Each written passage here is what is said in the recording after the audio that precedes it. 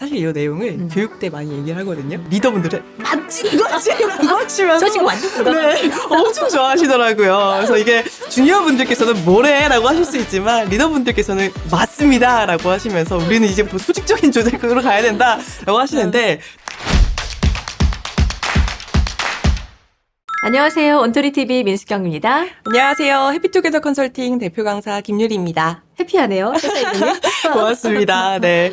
저희 회사명이 제가 좀 직접 지었는데, 개인과 조직 모두 조금 함께 행복한 동반 성장을 좀 응원한다, 그리고 그것을 연구한다, 라는 좀 저희의 모토가 좀 담겨 있습니다.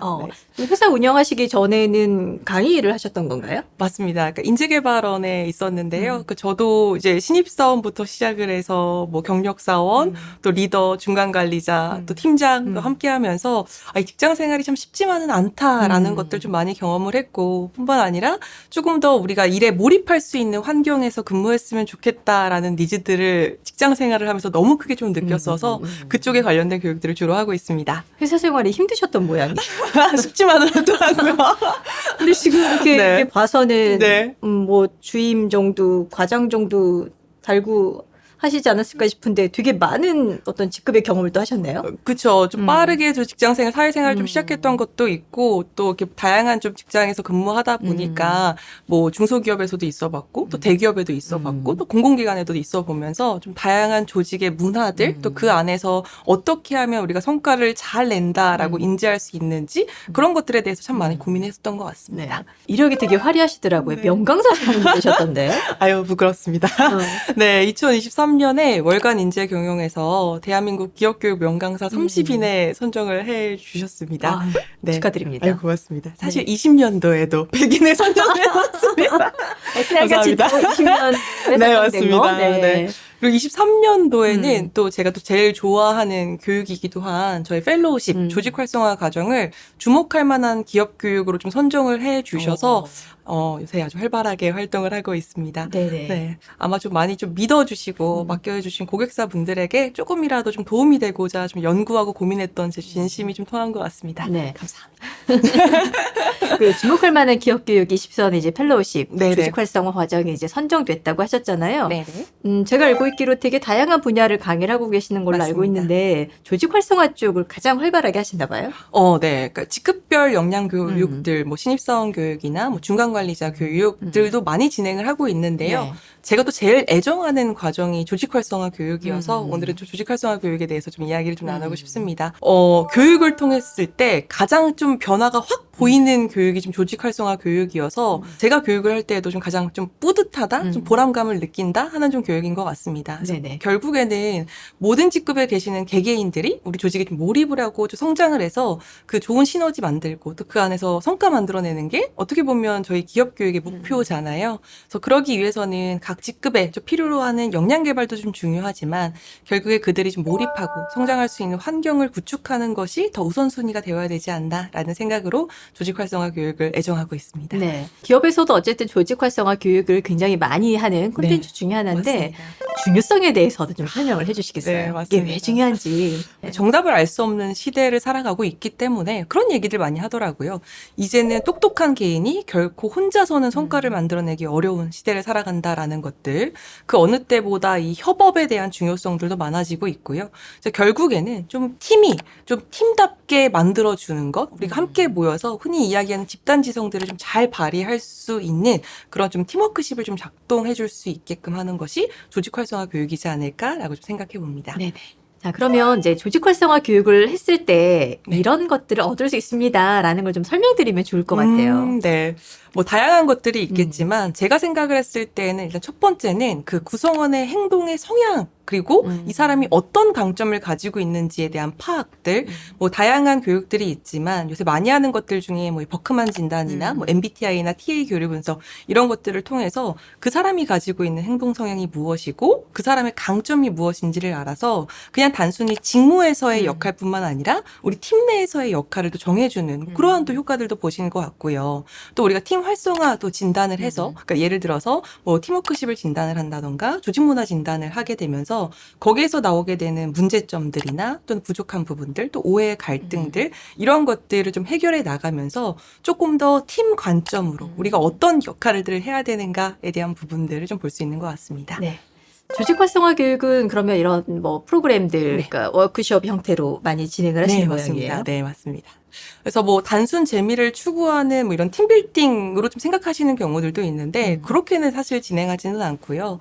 일단 조직문화 진단 결과를 좀 바탕으로 해서 좀 해결책을 좀 제시하고 그리고 그것을 행동으로 좀 변화하게끔 만드는 교육들입니다. 뭐 당연한 것들이지만 뭐 사전 조직문화 진단을 하고 또 사후 조직문화 진단을 해서 비교 분석하는 경우들도 많이 있고요. 뭐 또는 조직문화 진단 결과가 없다라고 하면 뭐 사전에 저희가 좀 라이센스가 무료로 좀 배포되어 있는 툴들을 좀 활용을 해서 조직 진단을 좀 진행을 한다던가 그것도 좀 어렵다라고 하신다면 팀 리더나 팔로워나 조직문화 담당자 분들과 사전 인터뷰를 진행을 하면서 하고 있습니다.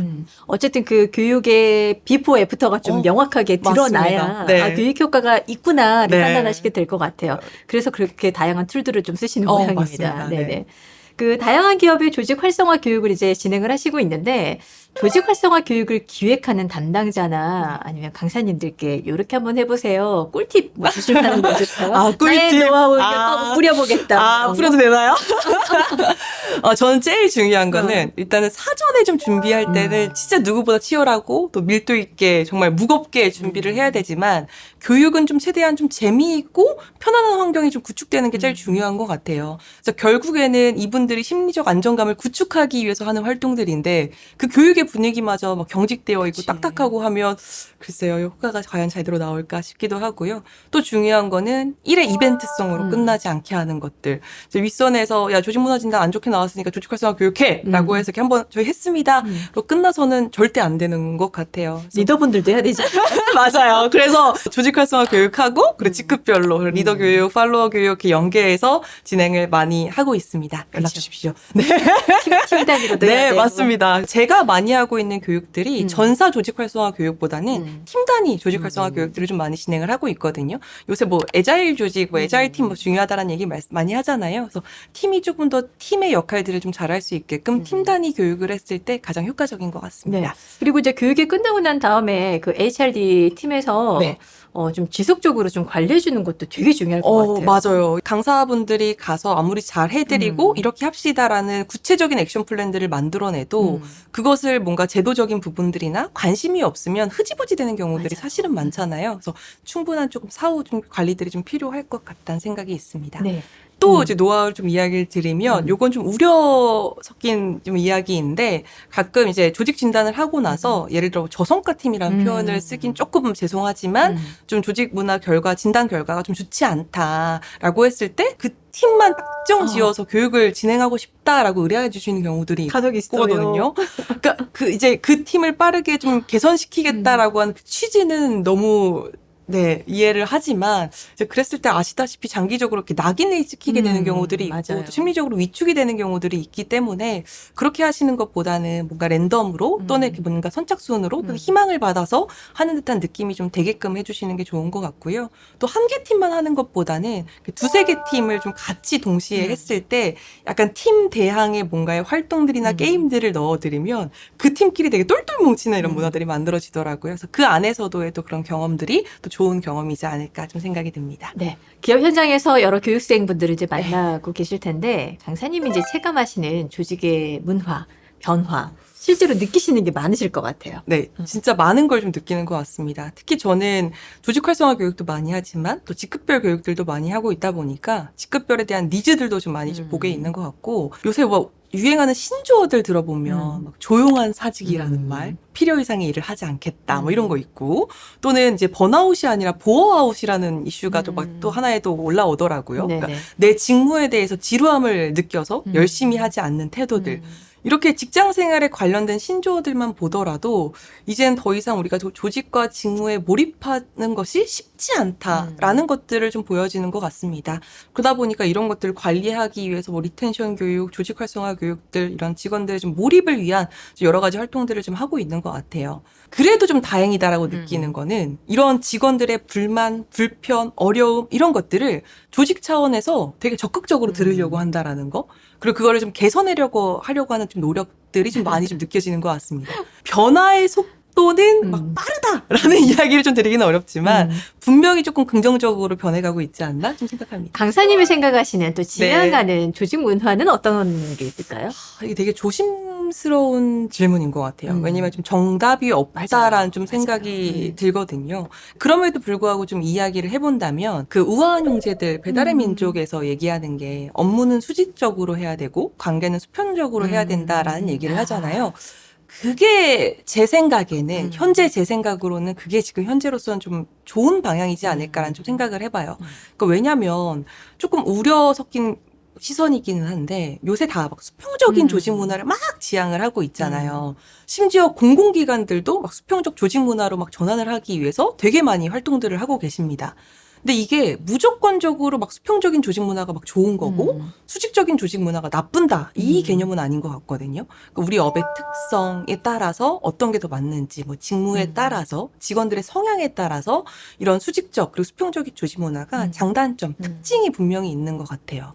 뭐 예를 들어서 우리가 하고 있는 일이 작은 실수에도 막 리스크가 되게 큰 일이다. 뭐 안전에 관련된 것, 재무, 뭐 관리, 생산 이런 업무를 하는 조직에서 수평적인 조직 문화는 위험할 수 있거든요. 그쵸. 그것보다는 뭔가 좀 책임 소지가 좀 명확할 수 있는 그런 조직 문화가 조금 더 적합하지 않을까라는 좀 생각이 들고요. 또 뭐 마케팅, 교육, 기획 등 이런 좀 창의적인 아이디어를 막 내야 된다라고 하는 조직들은 더 자유롭게 의견을 좀 교환할 수 있는 수평적인 좀 조직 문화가 좀 필요한 것 같습니다. 그래서 무조건적으로 수직적인 게 좋다라는 게 아니라 그 뭐 조직 문화의 뭐 대가라고 하는 그 에드거 샤인 교수님께서도 비슷한 얘기를 했는데요.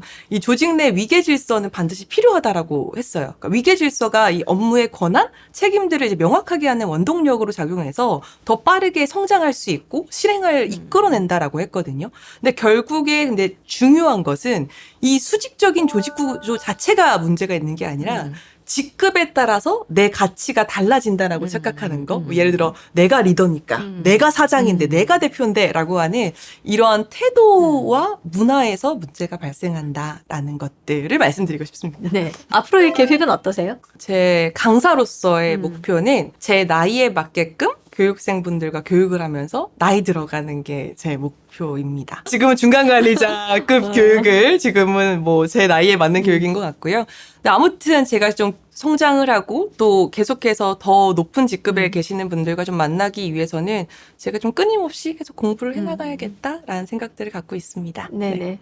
왕성한 활동을 또 응원 드리겠습니다. 고맙습니다. 네, 오늘 함께 해주셔서 정말 감사드려요. 네, 고맙습니다. 감사합니다. 네, 고맙습니다.